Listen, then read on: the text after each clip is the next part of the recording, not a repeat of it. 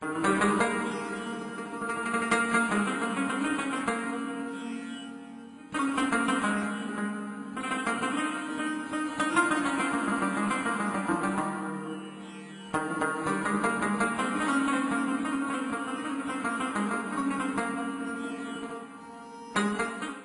منفرد بناوٹ اور خوبصورتی کے اعتبار سے رامکوٹ قلعہ اپنی مثال آپ ہے۔ یہ قلعہ بیک وقت رہائشی، دفاعی مقاصد اور مہمانداری جیسے امور کے لیے استعمال کیا جاتا رہا ہے۔ اس قلعے میں ایک مندر بھی قائم ہے اور پانی کے 2 ٹینک بھی بنے ہوئے ہیں، جو اس بات کی غمازی کرتے ہیں کہ یہ قلعہ سکھوں کے زیر استعمال بھی رہا ہے۔ اپنی نوعیت کے اعتبار سے منفرد طرز تعمیر کا شاہکار یہ قلعہ کئی صدیوں سے رونما ہونے والی تبدیلیوں اور حکومت کی عدم توجہی کے باوجود قائم تو ہے، لیکن ہر گزرتے دن کے ساتھ اس کا حسن مان پڑتا جا رہا ہے۔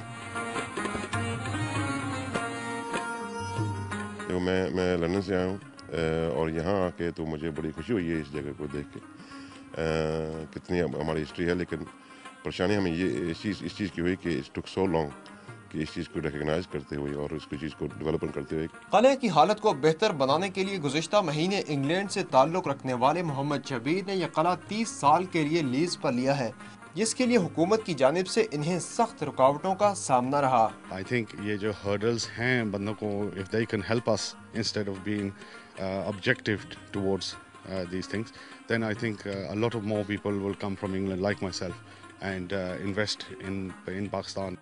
محمد شبیر قلعہ رامکوٹ کو بہترین سیاحتی مرکز بنانے کا ارادہ رکھتے ہیں۔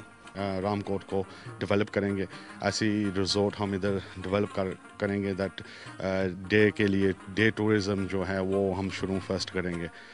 یہ قلعہ 3 اطراف سے منگلا ڈیم کے پانی کی لپیٹ میں ہے۔ اس کی چوتھی سمت خشکی کا قطع ہے، بذریعہ کشتی قلعہ تک پہنچایا جاتا ہے، جو سیاحوں کو ایک دل فریب سفر مہیا کرتا ہے۔ جو قومیں اپنی تاریخ کو بھول جاتی ہیں، انہیں ان کا جغرافیہ بھی رفتہ رفتہ بھلا دیتا ہے۔ رامکوٹ قلعے کی صورتحال ہمیں یہ سوچنے پر مجبور کرتی ہے کہ ہم اپنے جغرافیے کے بارے میں کتنے محتاط ہیں۔ سمر عباس، ٹون نیوز، میرپور، آزاد کشمیر۔